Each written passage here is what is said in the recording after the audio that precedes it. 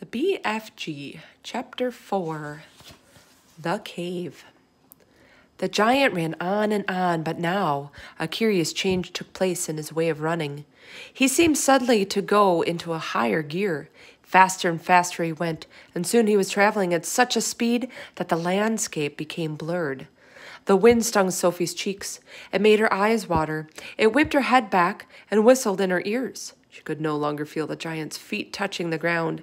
She had a weird sensation they were flying. It was impossible to tell whether they were over land or sea. This giant had some sort of magic in his legs. The wind rushing against Sophie's face became so strong that she had to duck down again into the blanket to prevent her head from being blown away. Was it really possible that they were crossing oceans? It certainly felt that way to Sophie. She crouched in the blanket and listened to the howling of the wind. It went on for what seemed like hours. Then, all at once, the wind stopped its howling. The pace began to slow down.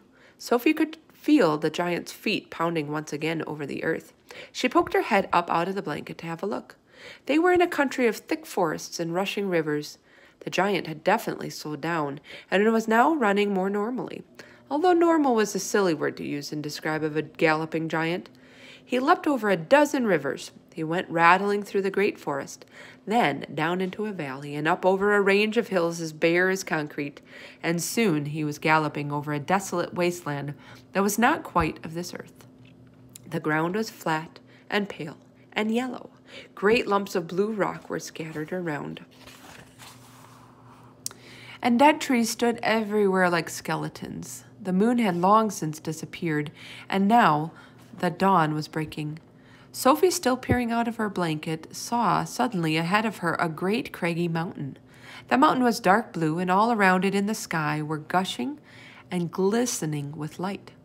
Bits of pale gold were flying around among delicate frosty white flakes of cloud, and over to one side the rim of the morning sun was coming up, red as blood. Right beneath the mountain the giant stopped. He was puffing mightily. His great chest was heaving in and out. He paused to catch his breath. Directly in front of them, lying against the side of the mountain, Sophie could see a massive round stone. It was as big as a house. The giant reached out and rolled the stone to one side as easily as if it had been a football, and now where the stone had been, there appeared a vast black hole. The hole was so large the giant didn't even have to duck his head as he went in. He strode into the black hole, still carrying Sophie in one hand, the trumpet and the suitcase in the other.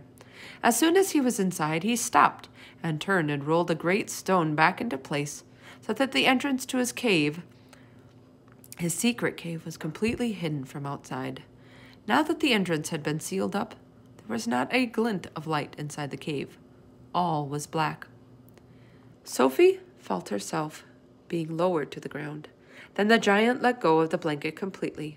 His footsteps moved away. Sophie sat there in the dark, shivering with fear. "He is getting ready to eat me," she told herself. "He will probably eat me raw, just as I am. Or perhaps he will boil me first. Or he will have me fried. He will drop me like a rasher of bacon into some gigantic frying pan sizzling with fat." A blaze of light suddenly lit up the whole place.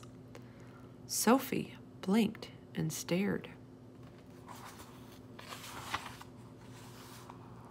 She saw an enormous cavern with a high, rocky roof. The walls on either side were lined up with shelves, and on the shelves there stood row upon row of glass jars. There were jars everywhere. They were piled up in the corners. They filled every nook and cranny of the cave. In the middle of the floor there was a table 12 feet high and a chair to match.